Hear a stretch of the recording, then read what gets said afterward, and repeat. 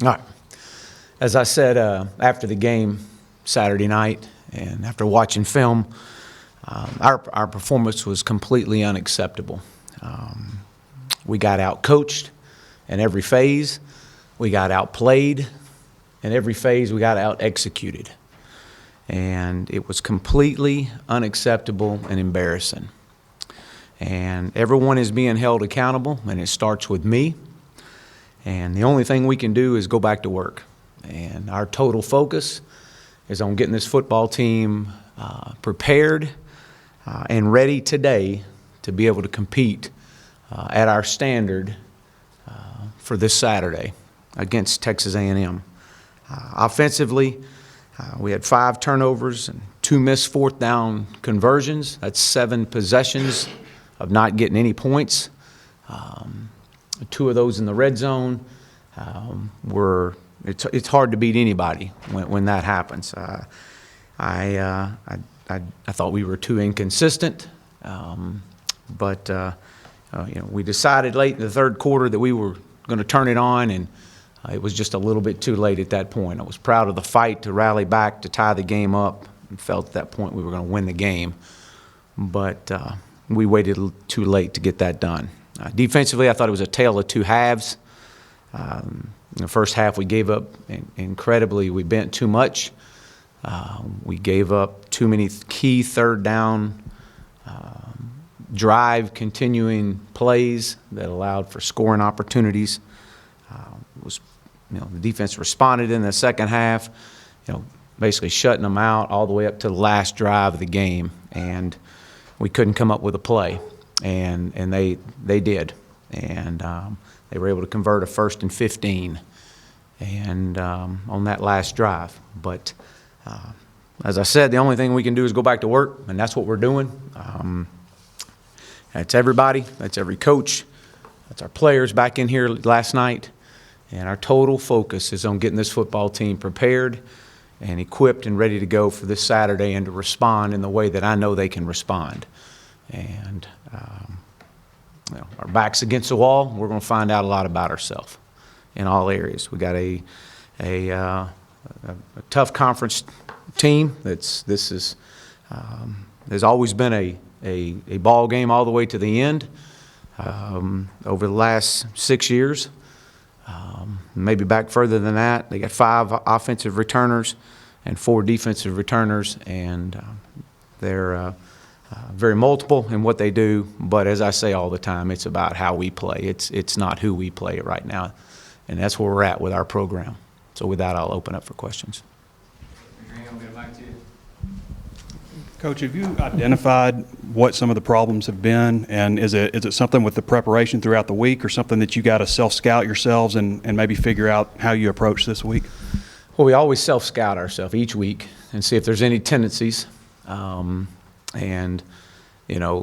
that's part of our weekly routine that we do. The preparation last week, I thought we had a good week of preparation and practice.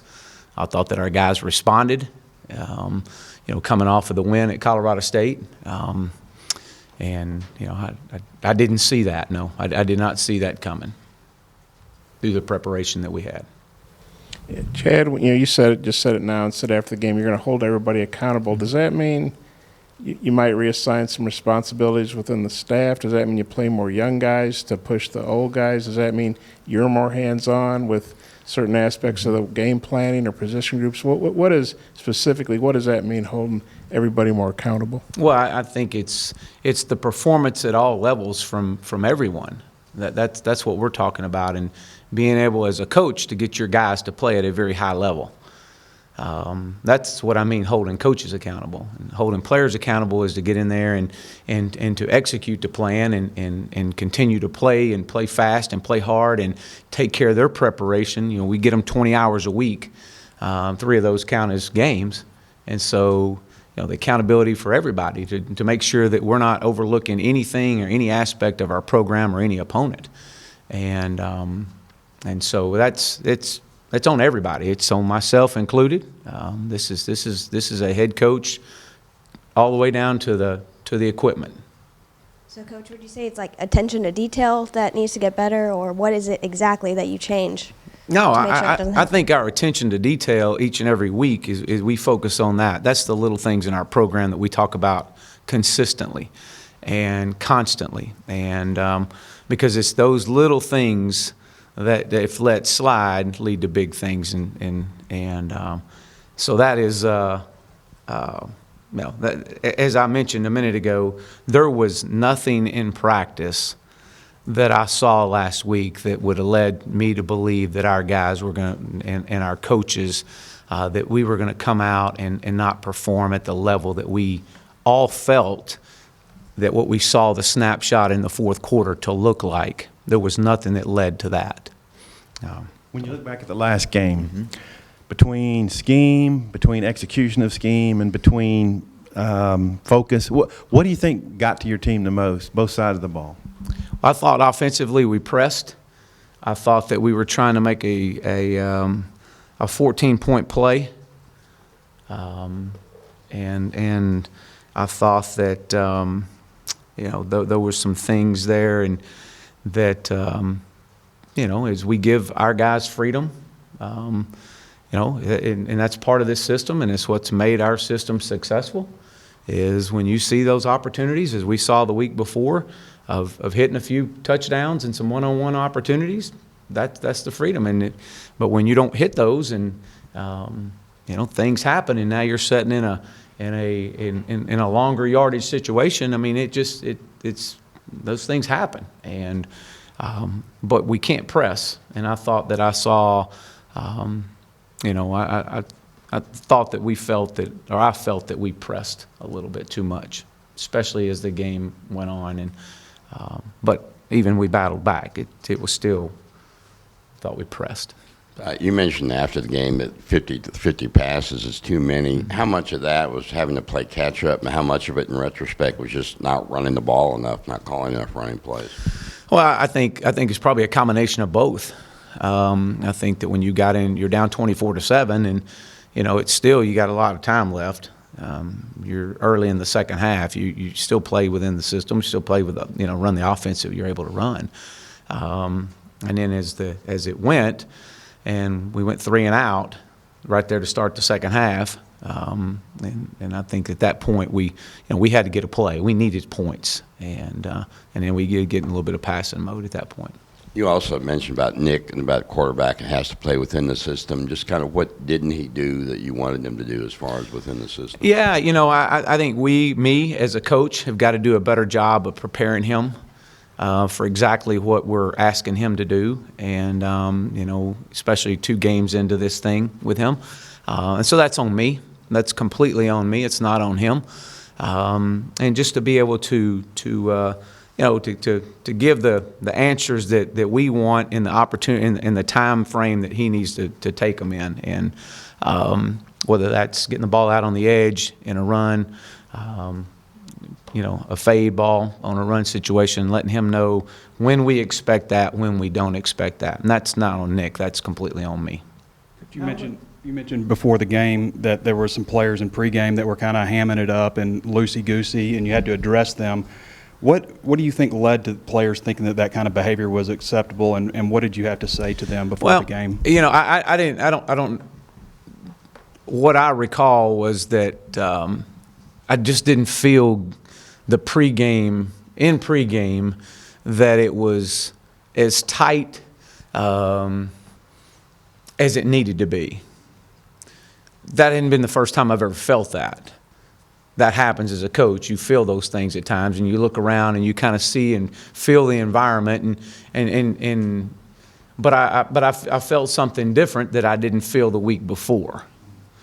And when we called them up at the end, before we went inside after the field goal, I addressed that right then and there, and I have no problem being completely honest with my football team on what I see and what I feel, and I said I felt like that we were too loose. We need to tighten it up, and let's get our tail in there and let's get this thing right. And as I walked in, I challenged our older guys, hey, let's lock this thing up now. And but that hasn't been the first time in many different stops. I mean, that happens as a coach. But you try to, when you put a performance out there like we did, you always try to search and go, what did you see it coming? Did I see it coming? And the answer was that was the one point I was like, something wasn't right there. Where is this team mentally right now, and how do you impart upon them the significance of this loss while still, not letting them dwell on it too much going into the following week? Well, number one, we came back in here yesterday to go to work. And from a mental standpoint, I wouldn't expect anything different than these guys to show up and respond. Their back was against the wall after the Colorado State or after Ole Miss, and they came out and they had an incredible week of preparation. I feel like this was a huge learning experience for everyone involved and where we are in our program right now. And so I don't expect anything but for us to set our jaw and get ready to go. And your back's against the wall, and the only thing that matters is, and as I mentioned earlier, the total focus is on the people in this building and getting them prepared to be the best we can be this Saturday. And that's what it is. It's about a response right now. Chad, obviously, Rakeem went through it last year playing his old A&M team. Nick's going to go through it, and I guess Rakeem will go through it again. And how do you expect Nick to respond? 'Cause he was pretty broken up after the game, but he took responsibility. Just what kind of conversations have you had with him about playing the Aggies, and maybe Rakeem, and just how he'll respond? Yeah, it really not so much about who we're playing. He was extremely disappointed.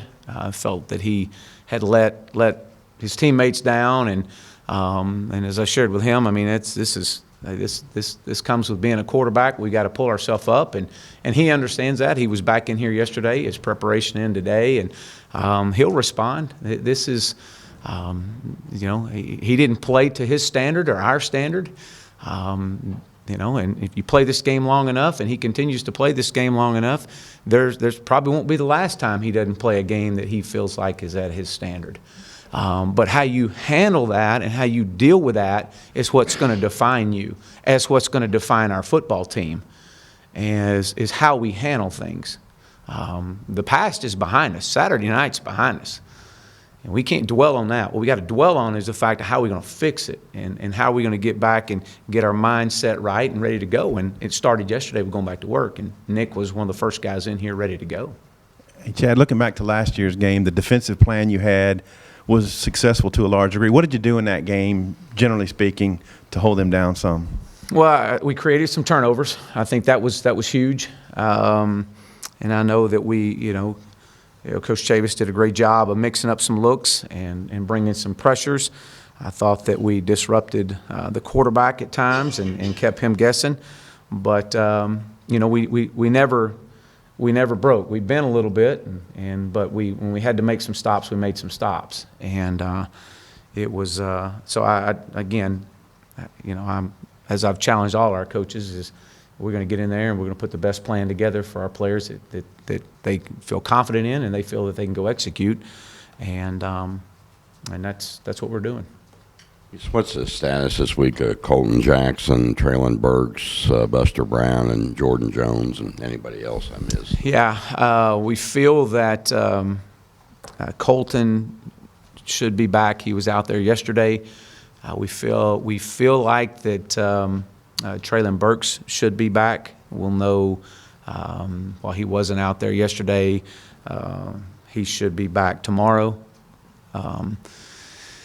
Buster will be back. He was out there yesterday. And I'm trying to think if Jordan Jones. Jordan was not. He's still day-to-day right now. Yeah, he was not out there yesterday. He's in concussion protocol right now. Coach, I noticed Coach Ingram was up there in his every shirt. Have you gone back to that, or was he just happened to be wearing that? And also, what's your message to the fans in terms of, going through this loss also with you? And obviously you can't reach your full potential as a program without support from them. Sure, absolutely. No, every's part of our everyday talk, and it's I don't know what he might have just had it on or whatever, but we talk about that word all the time in this program. And last night, message to the fans is look, it's unacceptable. It's completely unacceptable, and it's embarrassing. I'm embarrassed. I hurt for our fans. I hurt for our players. I hurt for our coaches. I hurt for our program. I hurt for our university. I mean, that performance is not who we are. Now, we've got a choice now, and we can either dwell on it or we can do something about it. And if I know these players and I know these coaches and I know what they stand for, they'll do something about it, and they'll respond. And I will be totally shocked if they don't. They will respond. Coach, there was a decommitment this weekend. What do you tell recruits and their families just about where this program is and where you're taking it, and how do you get them to believe in your future success here? Sure. Well, I mean, it's been in this situation before, and this is as I mentioned before, it's not a 1 year in a finished product. It's not, and it is a continuation of building this program. And sometimes when you have to build it, you have to go through some really tough times. And right now is one of those times. And it's you learn from it and you move on. And as a player, as a recruit, you see opportunities. You want to come in and you want to be a part and help build something special. Great, we're excited about that. And hey, we're going to recruit the guys that want to love the Hogs and want to be here. That's really what this is about. Hey, Chad, I think you guys have won the coin toss in every game and deferred, and the other team scored on 3 of those opening possessions, or 3 of the teams have scored on their opening possessions. With the defense struggling, have you thought about, if you win the toss, have you thought about taking the ball? Because usually, if you defer, that means you think your defense is going to get a stop and give you good field position. Yeah, I think at this point, you look at anything and say, well, hey, can we change something up right here that would get a little bit more consistency or whatever you want to call it. But yeah, I think you look at anything and everything is open right now with that. Chad, the AD at A&M is on record as saying when this contract runs out in 24, they'd rather this series go back campus games. You have any thoughts on that and playing down there and what it means to you and how you'd feel about it if it did go back to campuses? Well, first of all, we've got a great fan base in the Dallas area. It's a huge part of our recruiting footprint. But that is for a whole nother discussion and a whole nother day. Is my only focus right now is getting this football team ready to go down to Dallas this week and play this Saturday, and all that other stuff can be for down the road discussion. Coach, can you assess team morale a quarter through the season, and did any guys specifically yesterday step up in terms of sending a message to other players? Well, I thought I mentioned after the Colorado State game, I thought that the leadership was unbelievable on our sideline, especially late in the game. And that same leadership will continue to stand up and continue to push forward in tough times. I mean, we talked about all this prior to the season. There was going to be adversity along this way. It wasn't going to just come easy. There was going to be some hard times. And it's during those hard times that we're going to have to really lean on our guys and lean on our leadership. And so, if coming in last night is any indication of how they came in last night and started their preparation, it leads me to believe that the response that we're going to get out of our young men are going to be incredible. Two more. Chad, I hate asking you this one because I know what a special relationship you had with Jevin Sneed, but just your thoughts on his passing. Yeah, it was a very difficult phone call, very much thoughts and prayers go to his family, his mom and dad, and his brother and sister, and nieces and nephews. Very near and dear to our heart. I mean, Paul and I and our family, and Chandler McKenzie. He was like a son to us, and it was it's tough, and but my thoughts and prayers are with his family right now. Coach, I know you encourage guys to be as much themselves as they can be, but do you condone guys like celebrating little things on the field kind of almost obnoxiously? Well, I mean, I think we want our guys to celebrate success. We want our guys to, come in and enjoy success, enjoy winning. But we also have got to learn that once it's behind you, we got to get back to business. And I think that's where we're at in our program. It's good to celebrate victories. It's good to celebrate small wins and small things that happen, but there has to be that reset that we got to hit to get back to business. And one of the things that I talked about early in the year in my very first of camp was our biggest challenge is going to be how we handle success.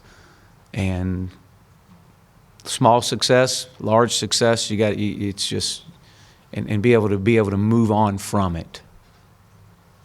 Thanks, Coach. Thank you.